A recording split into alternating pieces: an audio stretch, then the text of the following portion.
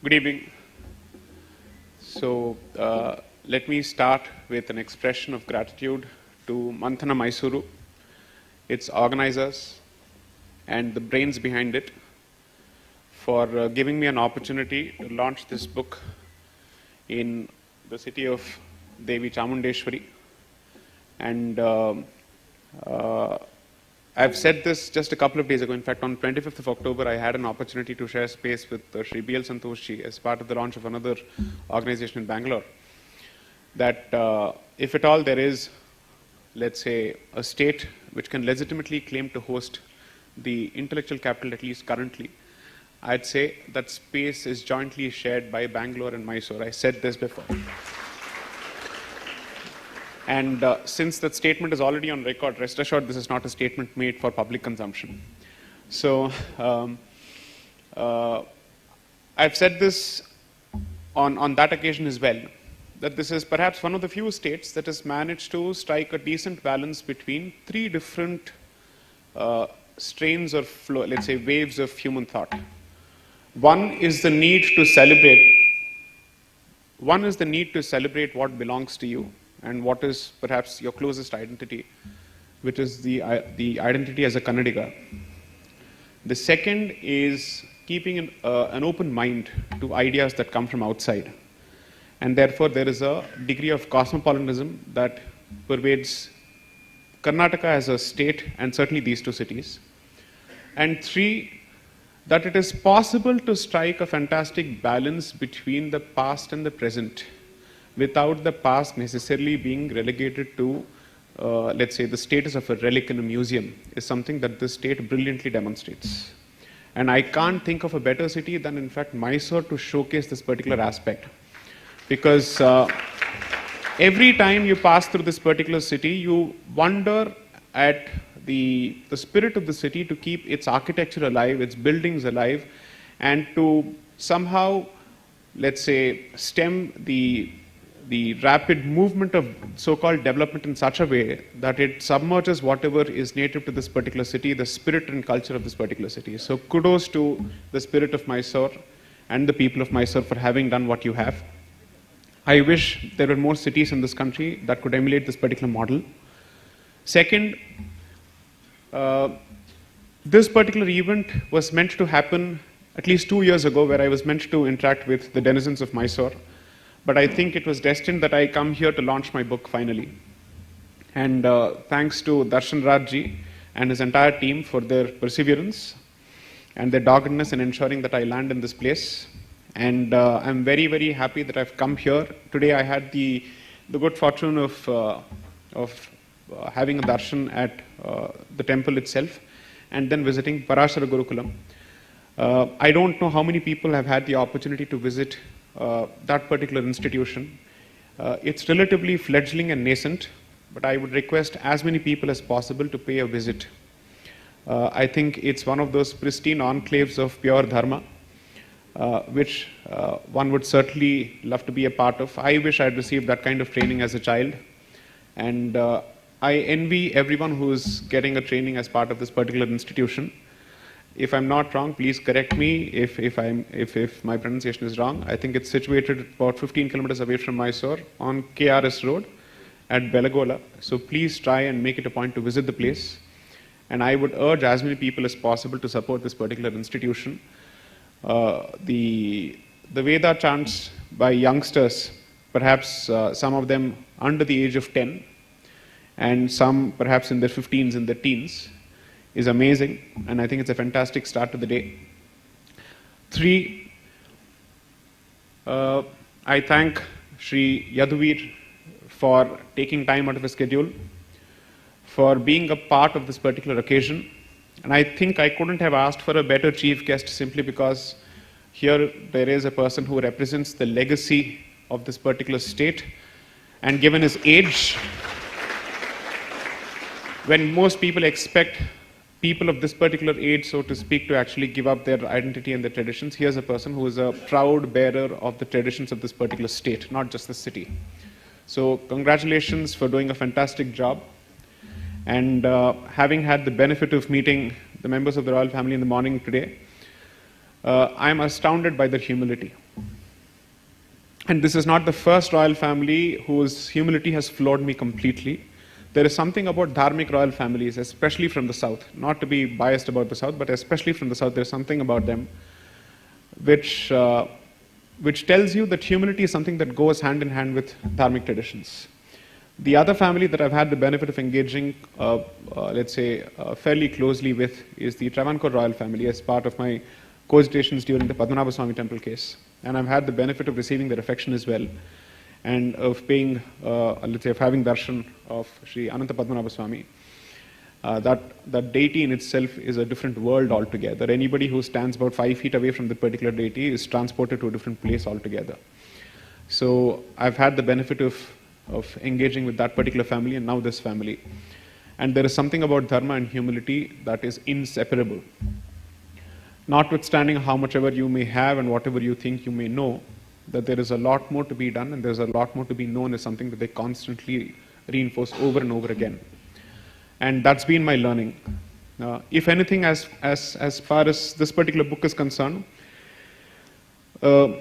as opposed to the book showcasing what I know, it has actually been a fantastic journey in what I did not know and how much more there is to know.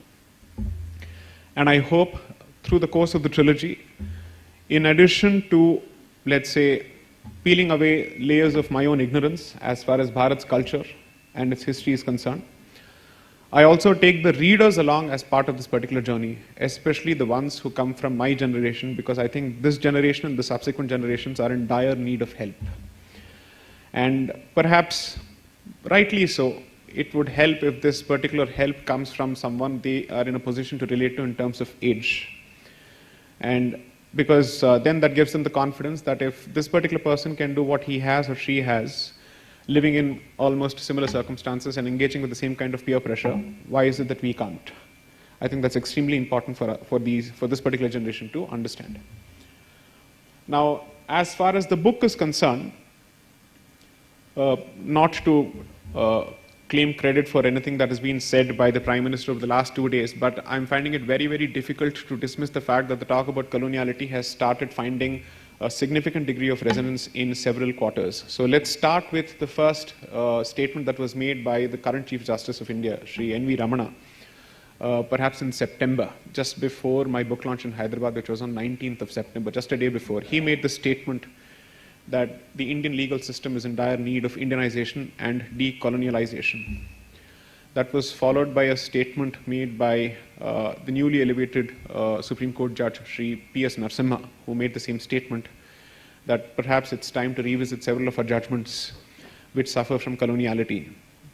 And then on the occasion of the Constitution Day, the Honorable Prime Minister, Sri Narendra Modi, makes the statement that the colonial mindset continues to plague our systems, and how it is the colonial mindset that is hindering the development of this country both from within and outside. And therefore, I believe that these statements establish the relevance of the book.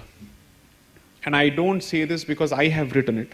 I simply say this because it establishes the relevance of the idea itself. So this is more about the message than the messenger, which is to say that if this particular window of history is not utilized by this particular generation and the entire society, which includes the state as well, to remove the cobwebs and layers of coloniality which affect our mindset, I can't think of a better time window again.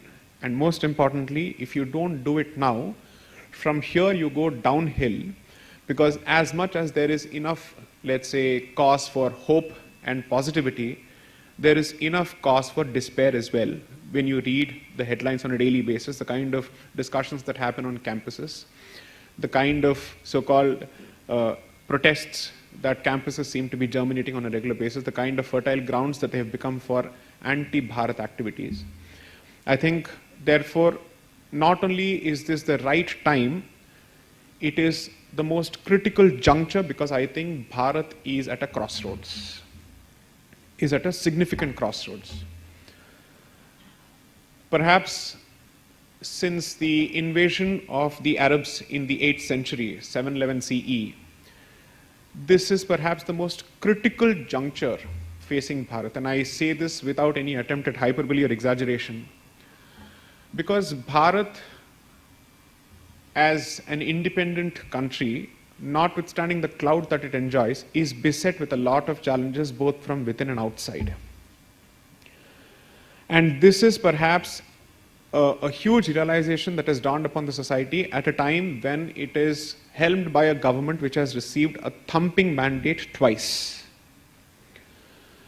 And perhaps the fact that this particular government is at the helm couldn't have come at a better time, because then one is forced to ask the question, if this particular government hadn't come to power, then what exactly would we have seen in terms of the course of Bharatiya history from 2014 to 2021, if 2004 to 2014 is anything to go by? Most people who understand the seriousness of that particular decade see it as the lost decade. I call it the lost century. And that would have repeated. If this comes across as a political statement, so be it. I can't think of a single individual in this country who's not political at all. It's okay. Doesn't make a difference. It's not about whether you're political or not. It's a question of whether you're at least open about your views and can you defend those positions. It doesn't make a difference whether you are neutral, because I don't think there is an age of neutrality currently, if at all it existed at any point of time in history. The age of neutrality does not exist anymore. Nobody is neutral, period. And anybody who sits on the fence is doing so out of cowardice or simply because of lack of interest, period. So either of these two categories, according to me, is dangerous for the future, because that means these are windsocks which will blow according to the wind, and which means these are not people to be trusted with any kind of decisions which are based on principle, ideology, conviction, what is right, what is wrong. It is going to be a decision that is based on convenience and opportunism. Such people, whether they exist or not, whether their support counts or not, really doesn't make a difference to me. So I might as well take a very clear position. Second, having said this, the one thing that I was very, very clear about when I started writing the book is to not make this book the mouthpiece of any particular organization. The book, even if I say so myself, is as apolitical as it can get, because it is fundamentally civilizational and it looks well beyond politics. It looks well beyond the day-to-day ebb and tide of politics and says, no, you have to have a long-term vision as far as Bharat is concerned. Because only then you'll be able to plan for the challenges of today as well as tomorrow, which are significantly caused by the legacy of the past. And therefore, one of the things that I've tried to identify in the book is that the constant debate on social media about the left and the right and this party and that party is still myopic, because regardless of whether you call yourself the left or the right, these are terms and mindsets which have been imported from the outside. So while you may think that you're not on the left and you're on the right, the fact of the matter is your thought process is still not Indic, it is still not dharmic, it is still not Bharatiya. Therefore, the existence of an alien consciousness in the mind is not something which one particular section of the society is exclusively afflicted by. All of us are, by and large, regardless of what we call ourselves in terms of the labels that we give ourselves. I come from this end of the ideological spectrum, I come from that end of the political spectrum. It doesn't make a difference. Especially on critical matters relating to Bharat's history, most of us seem to be having the same opinions when it comes down to brass tacks and asking questions. What do you think about caste? What do you think about religion? What do you think about a certain community? What do you think about temple control? What do you think about these issues? I don't see too much of a difference between the left and the right, largely speaking. Therefore, one of the things that I've tried to do in the book is to address certain fundamental questions, keeping all these political labels aside. So my book is first of all not meant for a particular echo chamber. I want as many people as possible to read it, not because I want more sales, but because I believe that the wider section of the audience, regardless of its labels, is afflicted by this particular problem. Second, I'm going to make a slightly provocative statement. Just bear with me for a moment. I have given up on the left completely, on their ability to reform or recover. Impossible. I have zero expectations from them. So I am not going to waste a single breath of mine whining about them anymore. The constant urge to expose them on social media. Hey liberals, what is your position now? They've already said their position. Why do you keep asking them for their position? I don't understand the sense behind it. It's almost as if you're dying for their validation.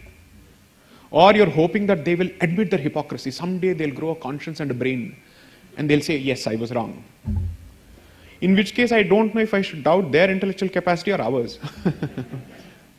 So therefore, my book is less about them and is less directed at them, but more about those people who believe that they are on the non-left. To tell them, okay, you believe you're on the non-left. Now let us test whether your views fundamentally are so different from them. And most importantly, whether the source of your views are Bharatiya or from the outside. I'll give you an example. Just do a random survey on Twitter. You'll find a lot of people from the non-left saying, I'm conservative, I'm right, I'm nationalist. Where do these words come from? You call yourself Bharatiya, you call yourself as someone who is proud of your Indic roots. Please tell me which school of Indian philosophy these three terms or these thought processes come from. I'd like to understand. I'm going to draw a lot of blank stares when I ask this question. Because then you'll be forced to admit that there is a problem with the non-left in the first place. And then we'll talk about everybody else. So as someone characterized this book, it's a blue-colored red pill. Basically to tell people, let us first come out of what we believe is the right view, and the more we hug this word called the right wing, the right wing, the right wing, you are hugging the problematic history of the global right wing and putting your position and the dharmic position in that nasty genocidal basket. So don't do it. There is a much better tradition that we can draw from, and the fact that you're not able to draw from that tradition is proof of our ignorance with respect to what those traditions stand for and what do they translate to with respect to contemporary situations. So you've still not been able to find an Indic or dharmic label for your positions, and therefore it's like, let's say, finding a vacant seat on a crowded bus. This is the only spot available, left to gaya, to sirf right baki hai, to uspe baith jao. As opposed to applying an original filter to these issues.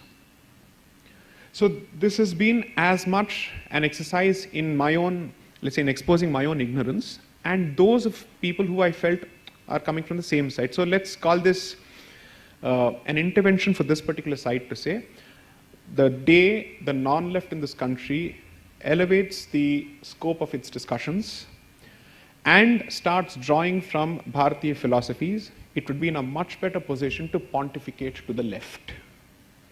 Until then, it is a mere ego battle that is being fought on social media, on Facebook and Twitter, to win brownie points. To say, I am better, this party is better. You have not been able to go beyond the party or an organization. You have not been able to look at a particular position. So that has been the central idea behind this particular book.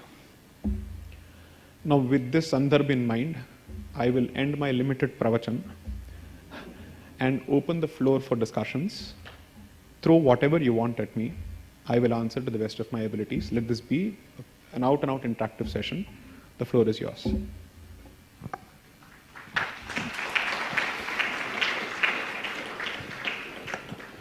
I've been given the benefit of sitting and answering, but I'm typically better when I stand and answer during the Q&A session. You'll enjoy it even better, so wait. Please go on. Yes. Exactly the point. The lawyer needs to stand, the energy needs to come out. Good evening. Good evening, sir. My pranams to His Highness, Vasudeva Bhatt, and to you. Basically, I want to ask a question that you have been doing an excellent job on educating us on Indic civilization.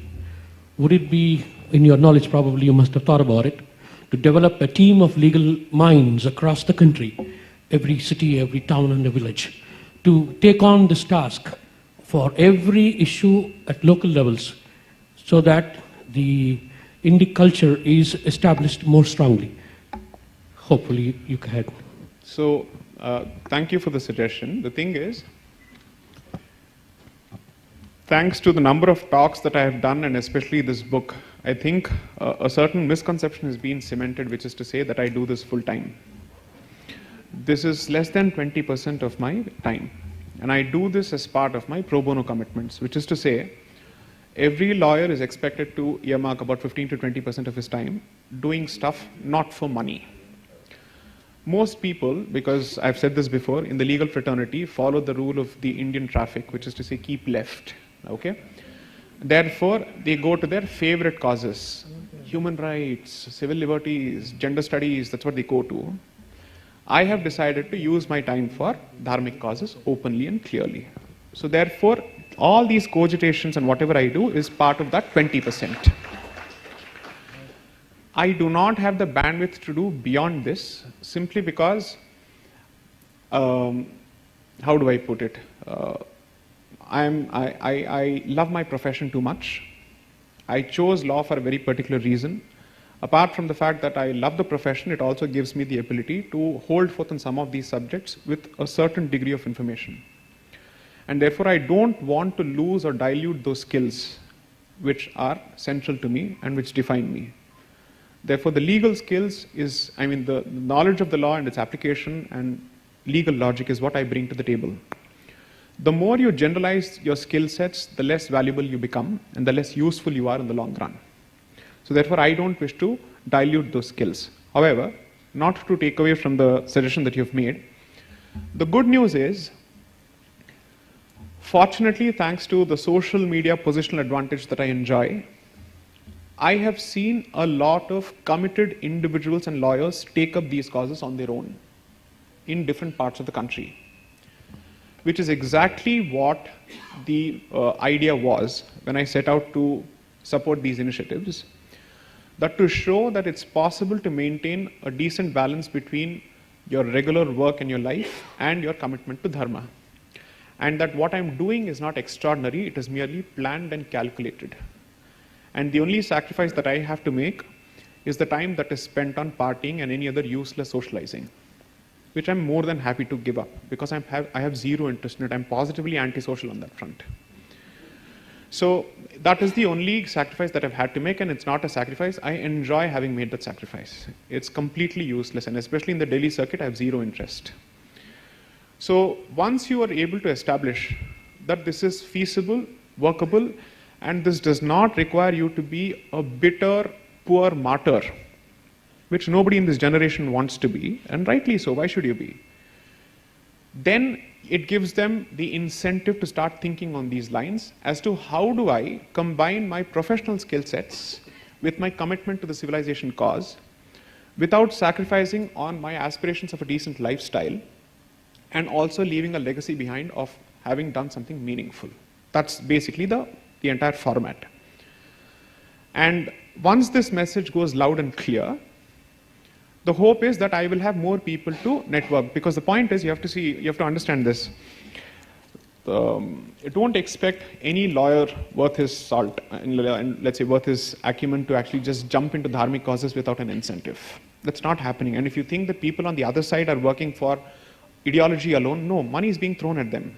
Some of them may not even be interested in the ideological cause of the other side. They're only interested in the fact that a career path has been provided for them and somebody is grooming them and mentoring them, period. So if you're in a position to provide money, those guys will jump on this side. That's how it works in most professions. So the assumption that 100 out of 100 people on the other side are all ideologically driven is stupid, it's foolish. I'd say it's typically the 80-20 rule. 20% are ideologically driven, rest of the 80 follow these 20 people because those 20 people represent a success story, so to speak, and therefore they're following them in one way or the other. So you need to be able to create that 20% on this side, provide certain success stories, and then hope the others follow. That's how it works. But on a more tangible note, on a more practical note, I operate with two very clear realizations. I'm good at what I do, and I don't need to be humble about it. But I also know one thing about, let's say, the magnitude of this cause, that I can't do everything on my own. Impossible, and you shouldn't be. It's too huge a task for any one particular person to operate with a messiah complex or a savior complex. That I am the avatar Purush who has come to actually do all of this. Not happening, sorry. You're dealing with legacy issues of 1400 years. So there is a lot more to be done, and you need a critical mass of people working on this.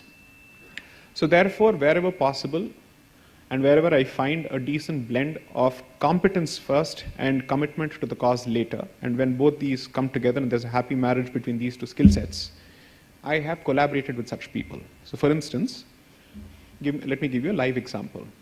So about 36 Christians were found to be occupying positions in Tirumala Tirupati Devasthanam, and we asked ourselves, how on earth is this happening? So when this issue came about, now this is an issue that relates to a temple in the south. I am sitting in Delhi, practicing in Delhi. And I don't want to make the mistake of Delhi-based establishments, which is to assume that what is good for Delhi is good for the rest of the country. Okay?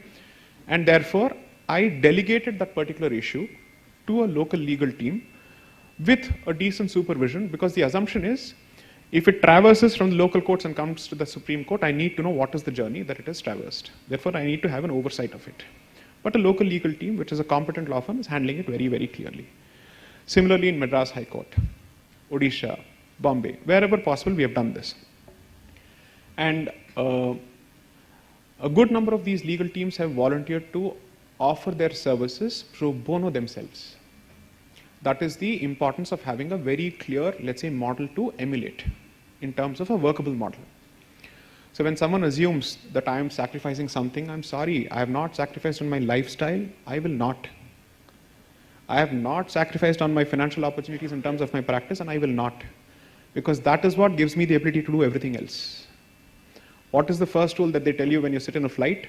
Protect yourself first, and then you can offer the oxygen mask to somebody else. It's exactly what I'm doing. Okay? You have to be realistic about these things.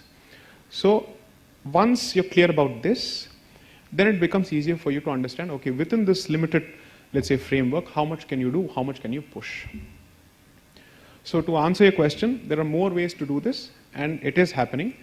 It's a slightly slow process because you have to understand that more than anything else, most people are worried about the reactions in their own peer fraternities. Oh, I'm going to be branded this and that and all that. But when they realize that there's an incentive to being branded like that, they'll jump. So I'm merely creating an incentive to be branded like this. Yes, so what? Of course I am this. So what? What's your problem? Diversity, free speech, it's a two-way street. I too will use it. Constitution is a two-way street. I too will use it, period. So once you take away the stigma associated with a certain position, you will find more talent gravitating towards that particular position. So the entire idea has been to take away the stigma associated with this particular position on campuses, in office spaces, on social media and other places, but through information, not plain and simple rhetorical debating on a regular basis. So that, I think, over the last few years has been achieved to a significant extent. And the book tour has effectively opened my eyes to the fact that the work is having an impact. And when I say this, I'm not talking about my work alone, because it's a team that's working. So whenever I say this, I will not take credit for anything as a solo act. Whatever has been achieved so far on any of these dharmic causes, little or more that history will decide, but whatever has been achieved so far is the product of a teamwork, very clear teamwork. People knowing what they're good at and what they're not good at and where they're supposed to give space to others. So that model is something that we're trying to achieve. Second, the standard assumption is the left is more united, the non-left pulls each other down like crabs. That's a statement that you hear over and over again. And therefore, a model had to be established saying who will do what and why. Is it to be rationalized on the basis of hierarchy, or will it be rationalized on the basis of skill sets and competence, period. Once you're able to address these issues on the basis of skill set and competence, it's easier to remove ego outside the equation. You can just pluck it out and say, that's irrelevant. Be more objective about what you can and what you can't. So there are a lot of soft and hard issues involved in this, but so far I think the movement has been decent, And you will see and hear more such voices coming about. And under no circumstances, my team or I wish to monopolize this cause under any circumstances, because it's too much for us to handle, and it's not possible. Because you have to realize that as much as you think you're in it for credit, if something goes wrong, you're also going to get the flack immediately on social media.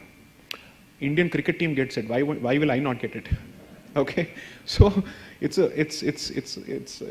coin with two sides. So therefore, the realistic working model has been bite what you can chew, only sign those checks which can be cashed, period. Next. My question is specific to the Chamundi temple. Yes, please, yes. We have the instrument of accession, then the Constitution of India, then the rights of the Shibaitship of the princely kings, and the rights of the deity. So, in this context, for a private temple like the Chamundi Hill, which was the deity worshipped by the Wadiyars, the presence of the state in these temples and the control of the Muzarai Ilake or the Muzarai department, what is it that the position stands as far as the government is in control, and the rights of the worship and the deity rights, if you can elaborate, we'll be happy to know. So, with Sri Yaduvir being present here, I'll take the liberty of disclosing just one aspect. I will be getting into this particular issue in my legal mode shortly. And therefore, common sense dictates that I don't speak on this beyond this. Whatever has to happen will happen in the right place. So wait for it. If you are looking at a model or a template which is comparable to this particular temple, although not one-to-one correspondence, just consider reading the judgment with respect to the Padmanabha Swami temple case. Beyond that, I don't wish to say anything, because I can say it for the sake of publicity, but it will come at the expense of legal strategy and court craft. So allow me to maintain my silence on the subject. Right, next. Yes. First of all, Ma'am, if you don't mind. yes. I've been a last bencher all my life, and my last benchers are not getting a chance. Sure, please go We'll ahead. finish that and come to you, right? Yes. Yeah.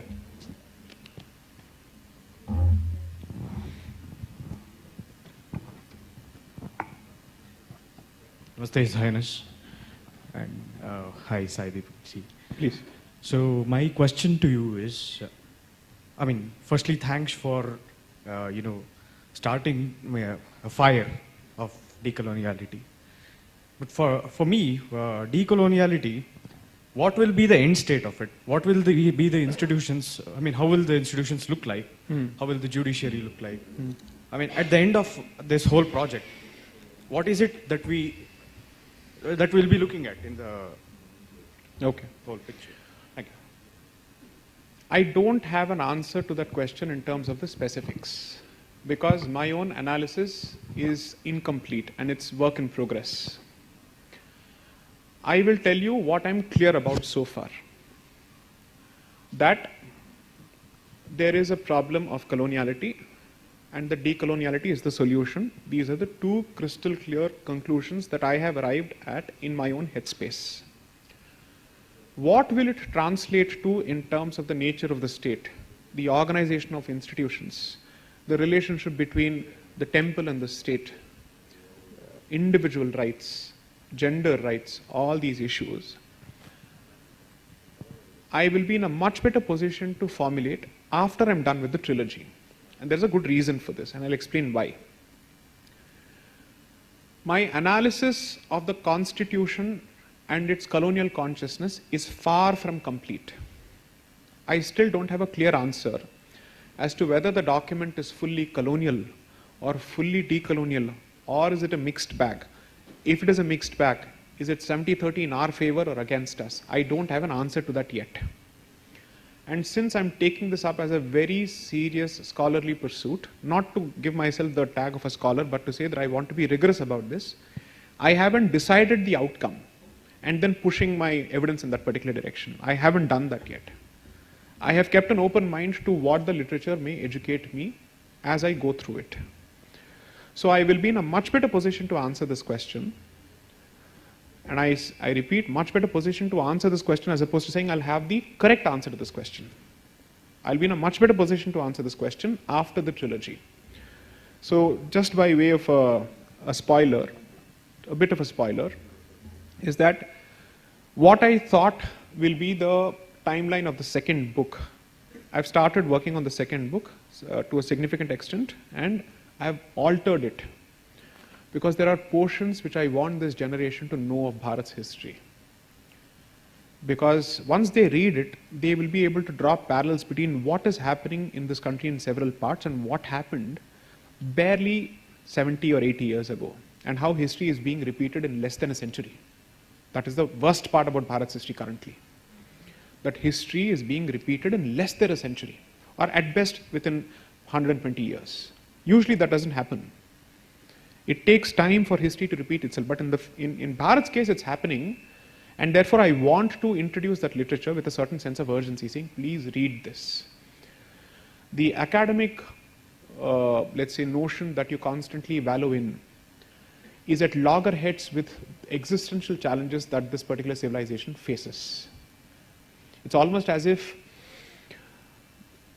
the house is on fire and you're asking, fire kaise shuru hua, as opposed to throwing water at it.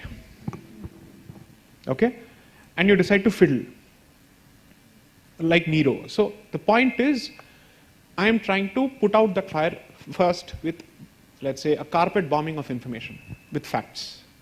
Saying, please read this, and whatever nonsense that you consume from different portals and rags, that is at loggerheads with what actually history says. And I'm trying to discuss history which is in the 1900s, because that is much more relatable to the generation currently. If I were to discuss history of the 1500s and 1600s, you'll say, ye to bahut purana hai. What on earth? Which is why I'm using that period of history along with the constitution to make it extremely relevant, so that the realization is that this is not an academic discussion, this is not an academic pursuit. It's a crack of a whip asking people to wake up. So wait for the third part to come out, which should hopefully be in June 2023. And I promise I will answer that question, because that is what I am trying to answer myself as well. That's exactly what I've asked at the outset in the first book, saying, what are we looking at? I will answer that question then. Okay, next. We'll come back to this lady, then we'll come there. Yes. Yeah. Yes, ma'am. First, thank you so much for writing your book. I have a comment and then a question. Yes, please. My comment is that you said you've given up on the left, and I see where you're coming from. But I don't think as a professor, I don't think we should give up on left-leaning youngsters. Agreed. And in particular, the non-left, and all of us members of the audience who are non-left should find better ways to engage with them. On that note, I think you've really done a great job of getting youngsters to move away from binge-watching Game of Thrones to binge-watching your lectures. So my question to you is, how do we translate this momentum into something bigger? And how do we, go from being, go to being a democracy that's for dharma, of dharma, and by dharma? So you've spoken about freeing Hindu temples, truthifying history, and all of these are policy changes. They take time, they're slow. Correct, correct. What can we, the people who are sitting here who believe in the cause, what can we do? Do you have any suggestions? Very clear suggestions, which I offered to a 10-year-old in California 2 years ago. And I'll explain why it's very, very critical. Start with, I think, 3 or 4 aspects. Since I've benefited from these suggestions, I'm in some position to say this with confidence. But before that, I completely agree with your first point. I am not giving up on the youngsters on the left. And when I mean the left, I mean hardened, incorrigible, insufferable left, which takes a certain degree of entrenchment of position, which comes with age, right? You're beyond 30 or beyond 35, and you've decided to invest your ego into this particular issue as opposed to your mind, then that's a person I have no interest in dealing with. That's a person I'm interested in pummeling in an argument, not convincing him. I don't wish to convince you or persuade you. I will only defeat you in an argument, period. 100%. There is no point in trying to convince such people. You only tell them, you understand only this language. It's either here or there. Come here, we will talk. Period. But you have to engage with the youngsters. 100%. Because it's such a huge demographic. And from the point of view of the fact that this demographic is so vulnerable, especially through the education system, you cannot afford to give up on them. So I'm with you. Coming to the realistic suggestions. Put yourself in the shoes of a person who has a workaday life and who does not have the ability to pursue big-time causes at a macro level. What can that person do? Basic issues. One, what is it that I've started with in the book? Language, semantics, linguistics. So learn your mother tongue at the very least. Equip yourself with knowledge of your own literature at the very least. I've given this unpopular example before. I don't see why it should be unpopular. In fact, it's a backhanded compliment, so I'll repeat it. I challenge anyone to speak in Kannada with the same fluency as Asaduddin Owaisi speaks in Urdu. If you can't, he is doing something right which you aren't. Period. So start with the language. That's one. Second, I'm making the point that if you're not in a position to contribute to the Free Temple movement at the macro policy level, what is it that you can do? Two things. In fact, three things. I want to be able to see that a person walking on the street is a Hindu, which means whatever is the visible symbol must be there. It starts with that, 100%.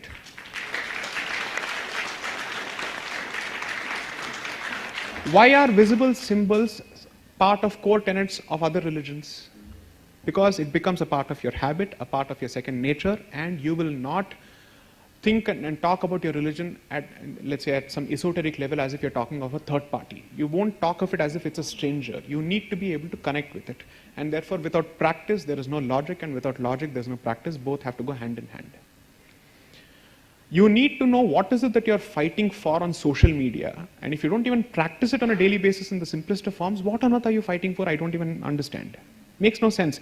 Then you're not fighting for the cause, you're fighting for your ego investment in the cause. Which is to say, I want to prove that I'm right on a particular topic, as opposed to saying I'm supporting something that is right. Okay? So a visible symbol is necessary.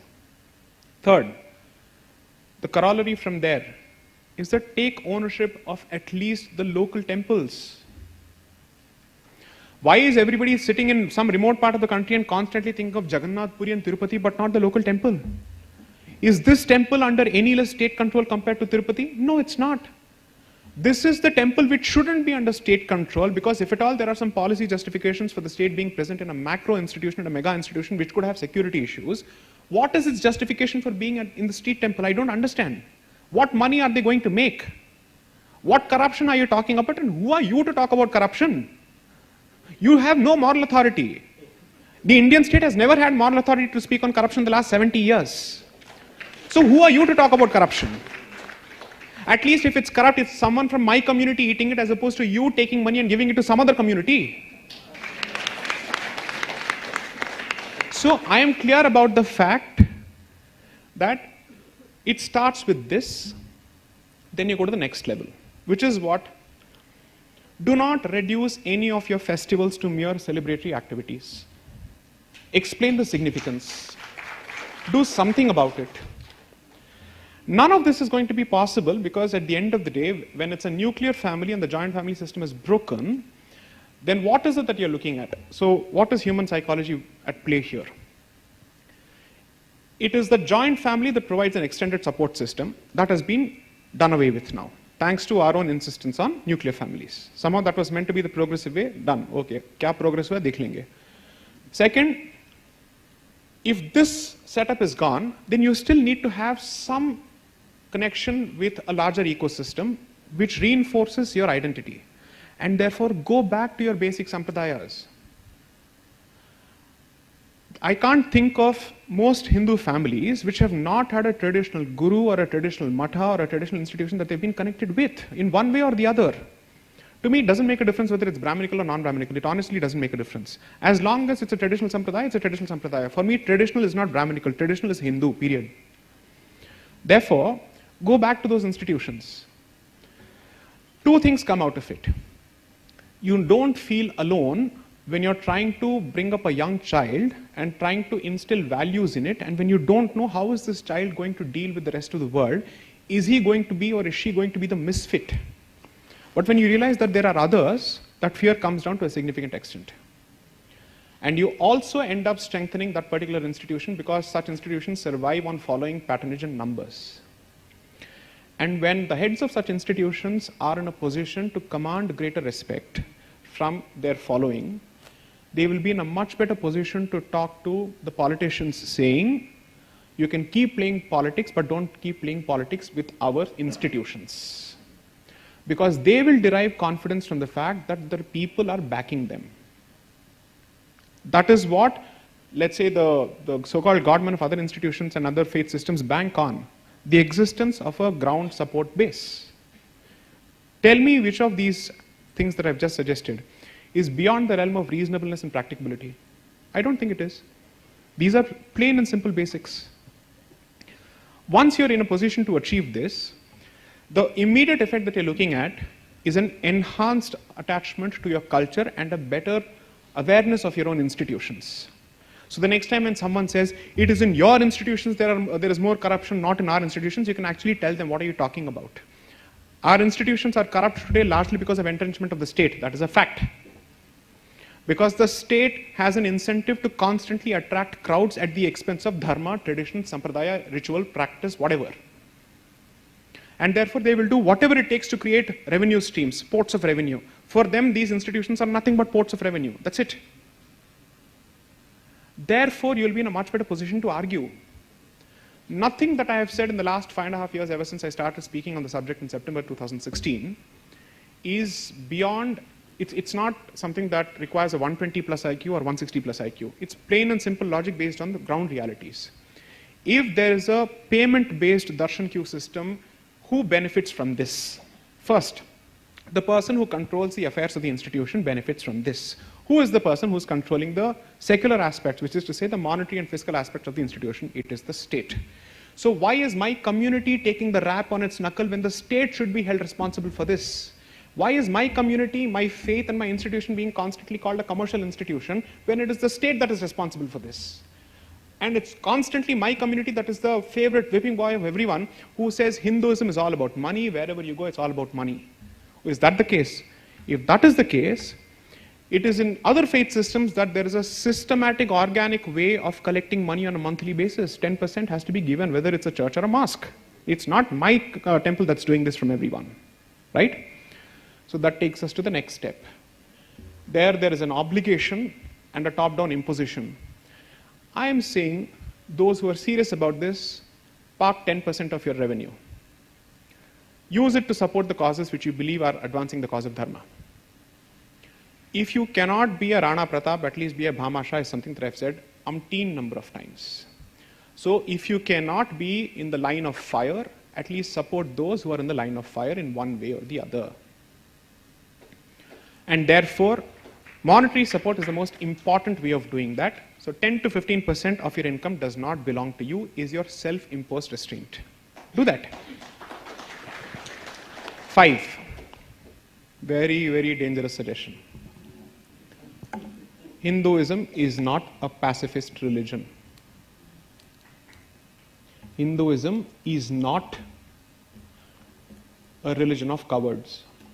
Hinduism does not fear force. Therefore, revival of the Kshatriya spirit is critical. 100% critical. If you constantly think of it as the dirty job, then all you're going to be left with is a small island surrounded by a gutter. Let's see who's going to do the dirty job then. The state under any government cannot do this, and certainly cannot do this efficiently.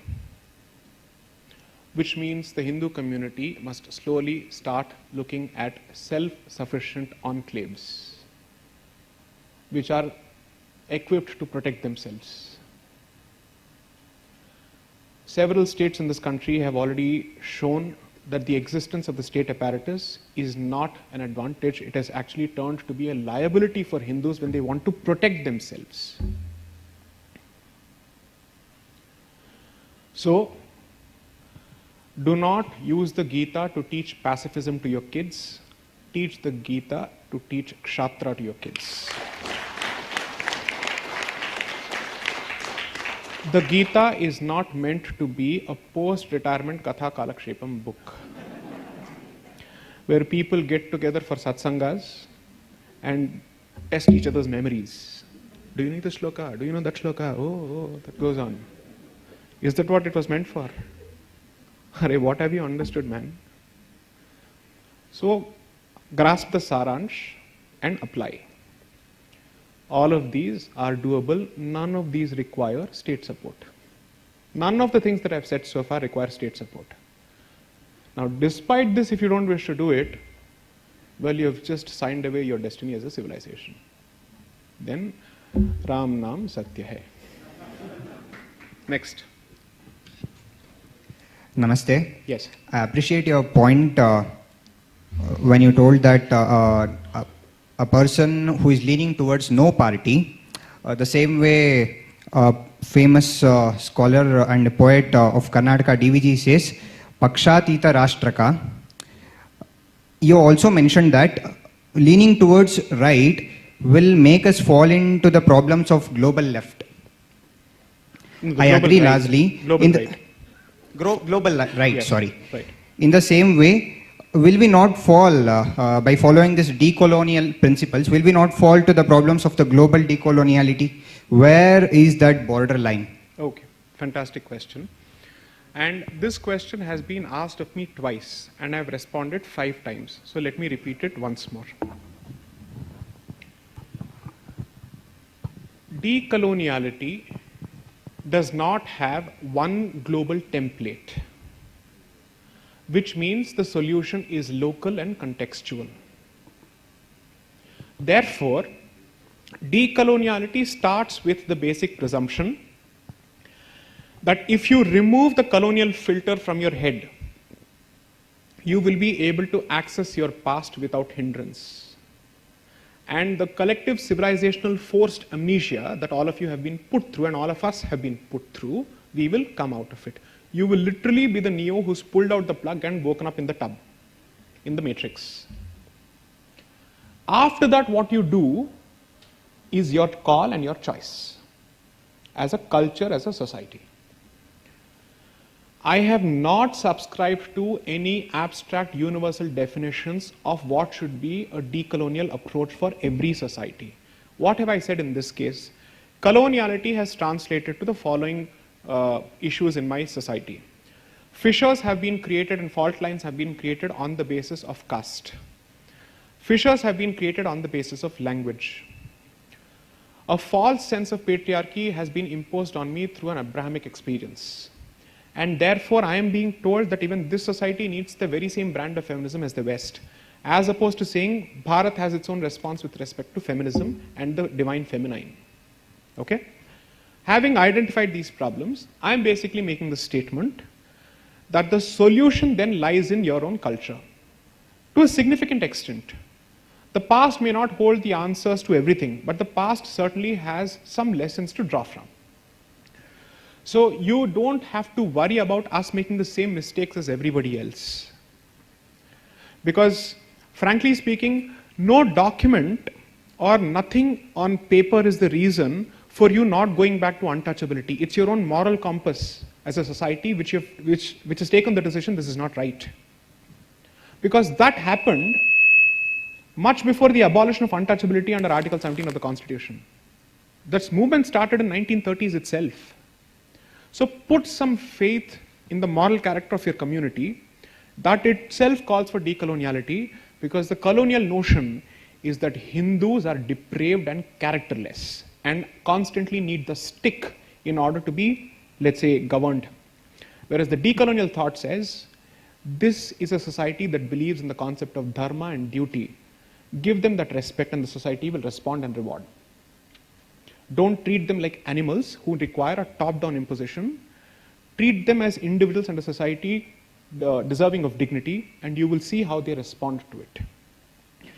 The character of the Indian state under the British man and the, let's say, the post-British brown man hasn't changed much, because both of them believe that this population can be controlled only with the stick, without realizing that this population has always been so huge and still it has managed to survive because it has put faith in the concept of dharma, duty, honor codes, ethics, not law.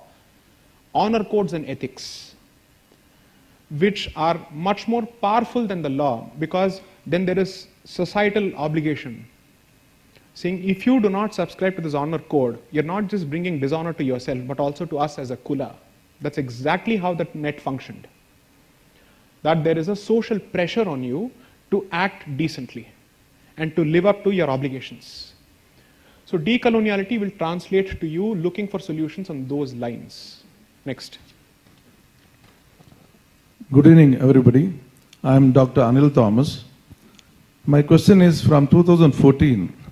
I've been waiting that my country's name, India, would be changed to Bharat, Right. to feel more Bharatiya. Right.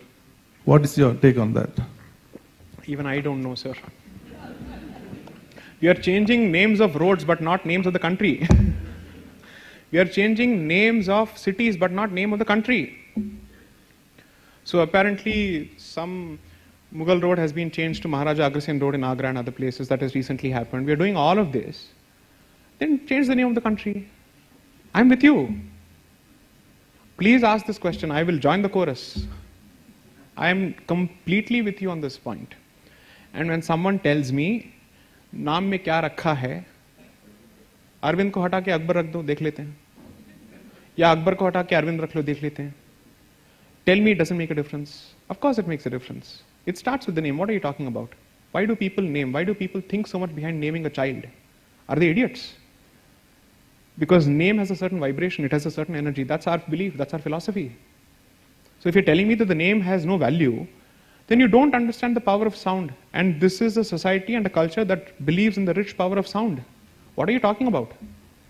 So it starts with the name, 100%. I'm with you. I'm completely with you. That's my answer. Next, there's a lady who's been waiting. Yes. Namaskaram, sir. Namaskaram.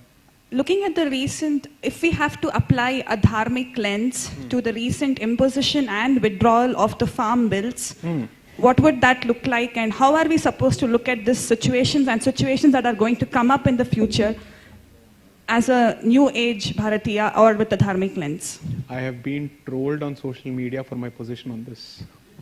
Why do you want me to go through that hell and nightmare once more?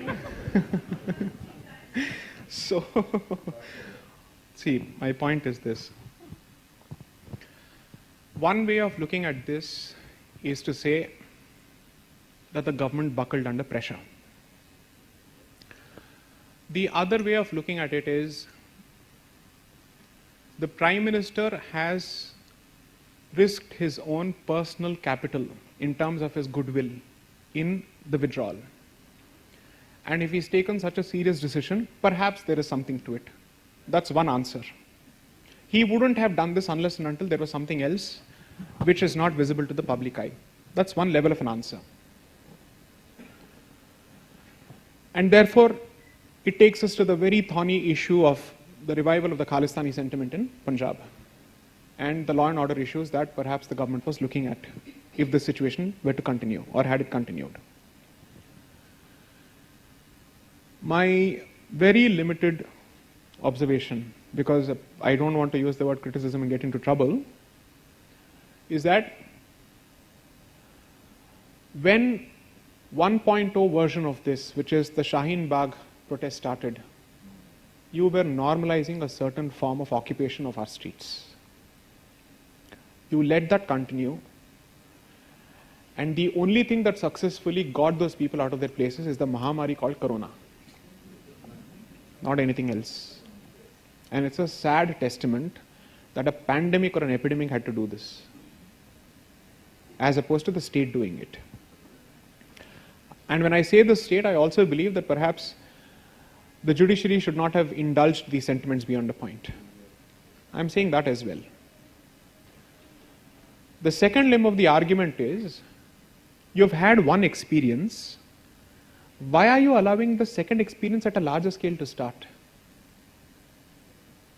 So does this mean that with the right kind of faces and the right kind of occupations, this country can be occupied and anybody can have their way. Is that the message that is being sent? If yes, should we start adopting that particular approach for temple freedom and other issues? Is that the message? I don't know. Maybe that's the message, but still, my point is that I continue to believe that a government which enjoys such a popular mandate still should have put faith in its own support base, which stood by it after 370, which stood by it after CAA, which stood by it after the NRC of Assam. Despite all these protests, the silent majority has always supported you. And it is this silent majority that has given you this power. So put faith in these people as opposed to a bunch of stone pelters and stone throwers and anti-national protesters. I will also caveat this by saying I am not going to call every farmer who's participated in this protest an anti-national. Sorry, I can't do that. That would be too much of an argument to make. All I'm saying is anyone who's allowed a separatist sentiment to enter and infiltrate this movement has jeopardized their own cause and has also put at risk Bharat's security by reviving a much more dangerous issue than Kashmiri terrorism. Something that we struggled to put down, and it was a bloody put down after several years, after a lot of effort. And the healing process has been significant, and we have managed to bring it back and give it a certain degree of normalization. For me, the repealment of the farm laws is secondary, but the normalization of the Khalistani sentiment is the primary problem. That is the only thing that I'm worried about. Because farm laws, farmers have lived in this country, they have survived under the worst of circumstances, they'll find a way. And since the repeal of the farm laws has not translated to a backlash from the farming community, maybe it shows that they still have some faith in the government, especially the Prime Minister himself. So I'm not willing to comment on that. All I'm saying is, I just hope that we are not looking at the revival of Pakistan's K2 policy, Kashmir and Khalistan. When that happens, coupled with what's happening on the Chinese border and multiple issues across the country, along with illegal migration, you're literally looking at India being sieged from within and outside.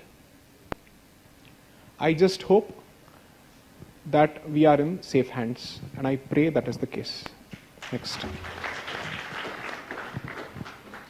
Namaste Mahodaya. Ji, yes. I am the first because I am the last bencher. मैं हूँ शेषाद्री प्राथमिक शाला शिक्षक हूँ, सरकारी प्राथमिक शाला शिक्षक हूँ जी सर। इसलिए मैं मेघालय सिस्टम का एक वेक्टर हूँ और आने वाले पीढ़ी के लिए ब्रह्मा भी हूँ।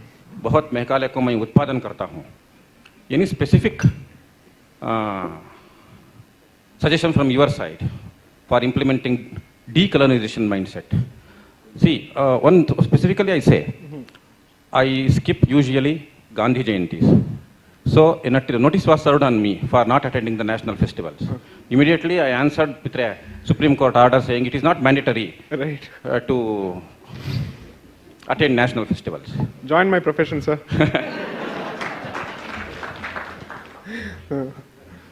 So any specific, and also usually I travel by reserved coaches without reservation.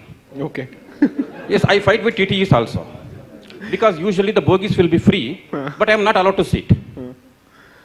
In such cases where there is, my activity is not considered lawful, how should I react?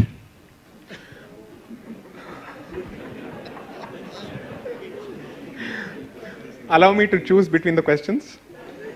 And I'll go with the question on decoloniality in education, which you spoke of on the Macaulay issue. So, in my recent Pune talk on 17th of October, I happened to speak on this in some detail.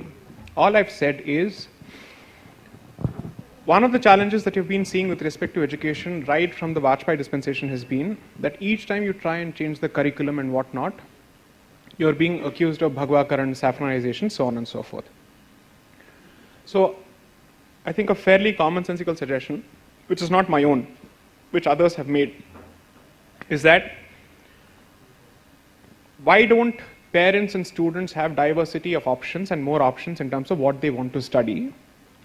So at the very least, create an alternative system so that those who wish to subscribe to a revised curriculum have that option as well, and those who don't need not, as opposed to having one curriculum that's being imposed on everyone.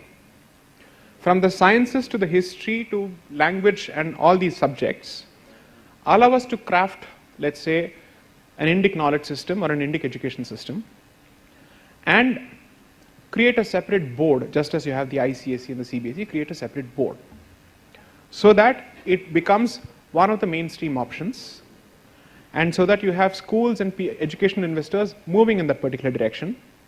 जिसको ये पढ़ना है पढ़े, जिसको वो पढ़ना है पढ़े. I don't want to read Macaulay's version of my history. You don't want to read the Bhagwa version of our history. Don't. Let history decide subsequently as to which of the two products are good for the country.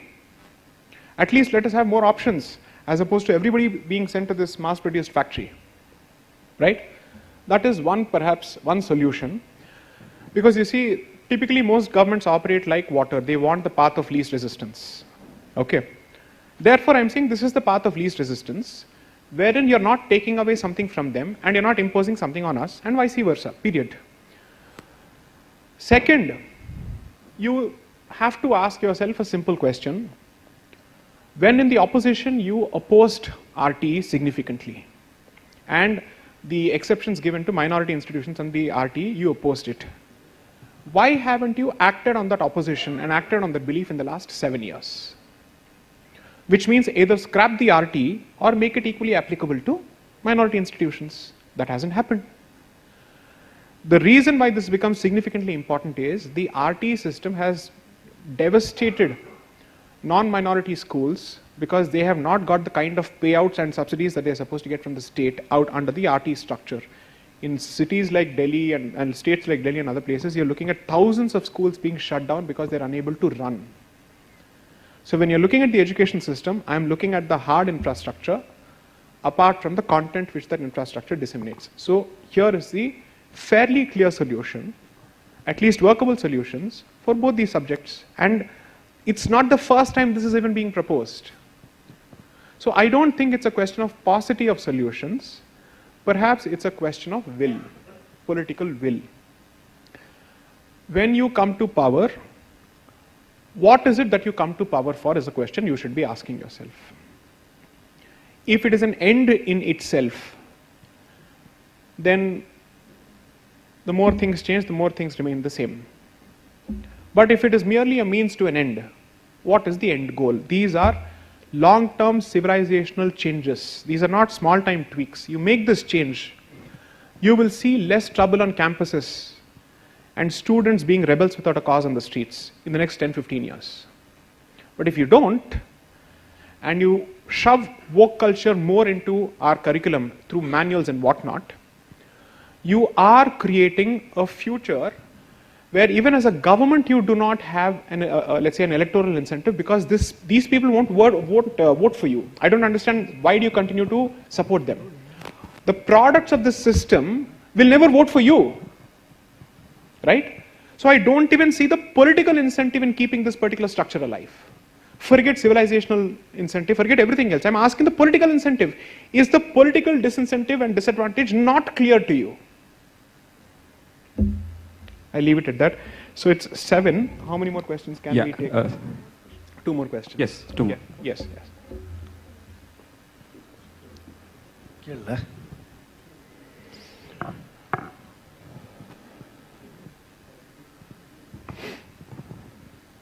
Excuse me, sir. Yes, ma'am.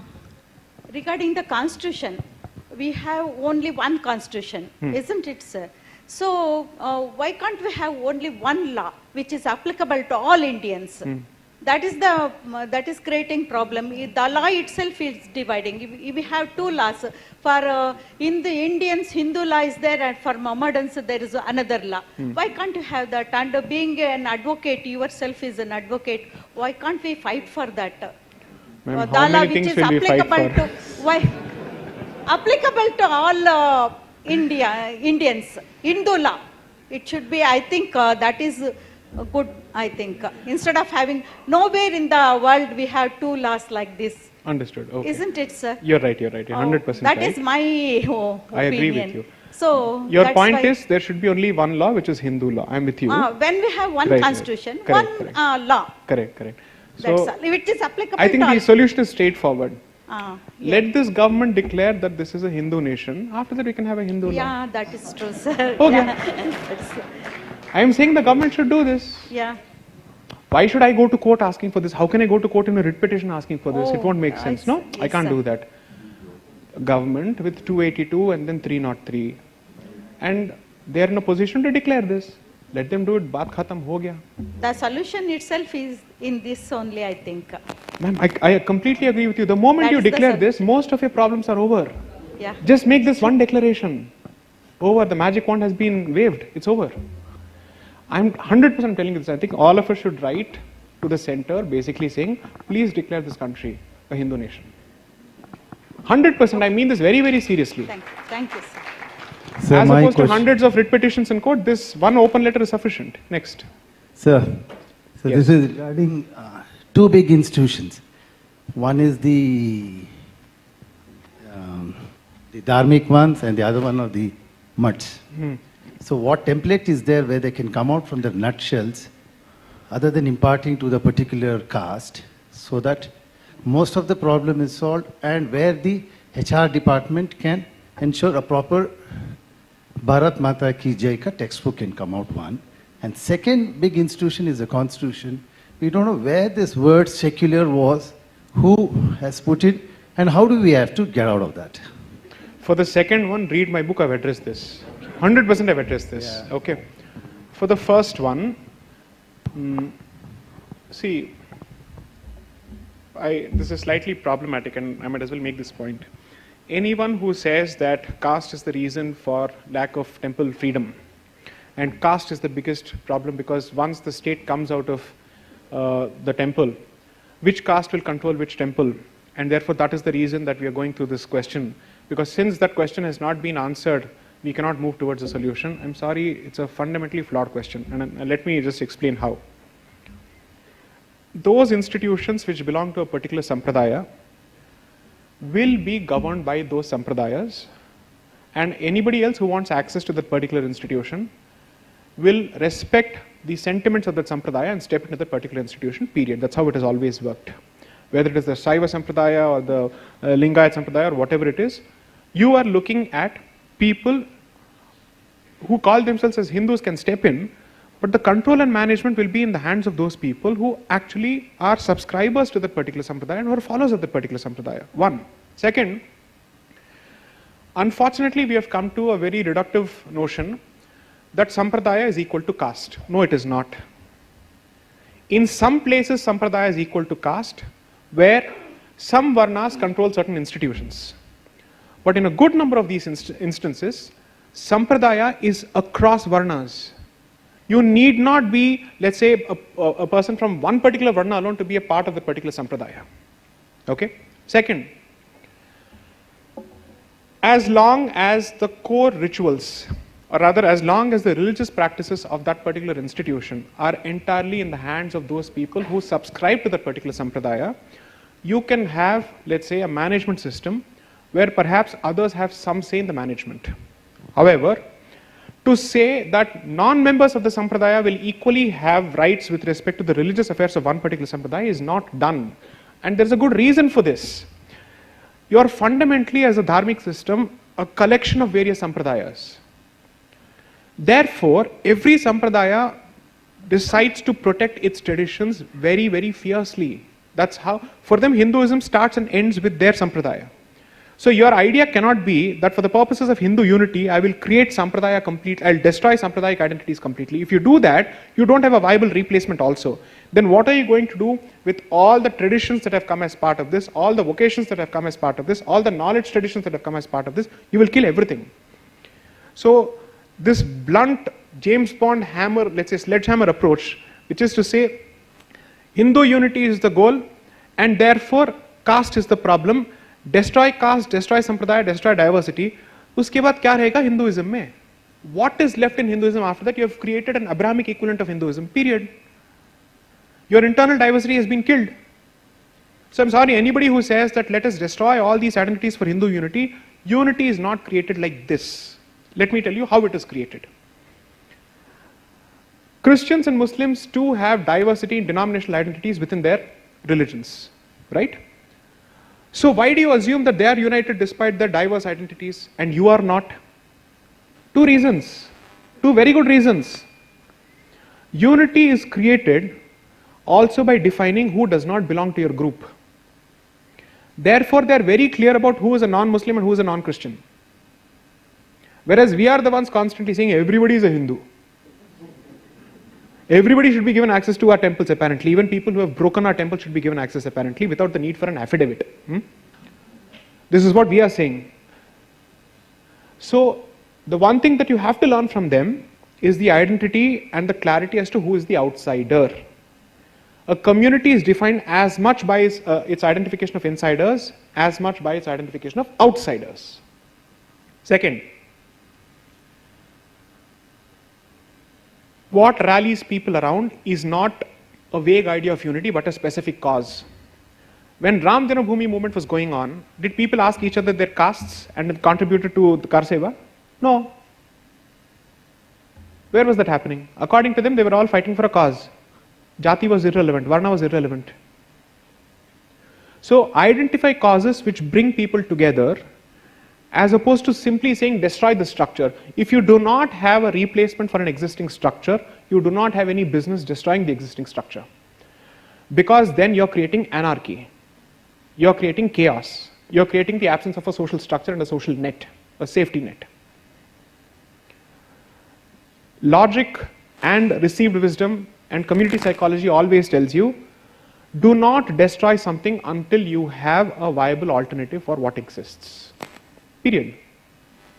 So as far as, let's say, temple freedom and HRC, all of this is concerned, let us be very clear that it is possible to retain Sampradayic diversity and still ensure that everybody else has access to those institutions for spiritual solace and worship.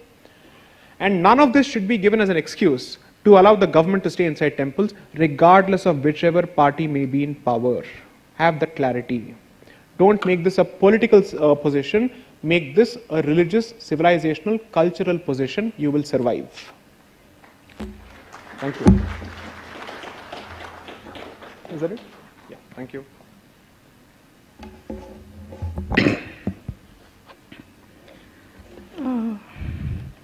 We have heard for more than an hour from Sai Deepak ji. He has given a lot of insights to us, and he has also acknowledged the royal family's humility and the dharma here. And few points which we have come out of this and pointers here which have come out here is, first thing we have to unlearn what we have learned from the decolonial mindset. That is a need of the hour. And second, let us follow our language, let us talk in our mother tongue. Then third one, let us start using the visible symbols that we are Hindus. And let us take the ownership of the temples. And not last but the least, let us all strive for a Hindu nation and call this Bharat. And let us also revive the Kshatriya spirit in every one of us. Thank you, Saiji.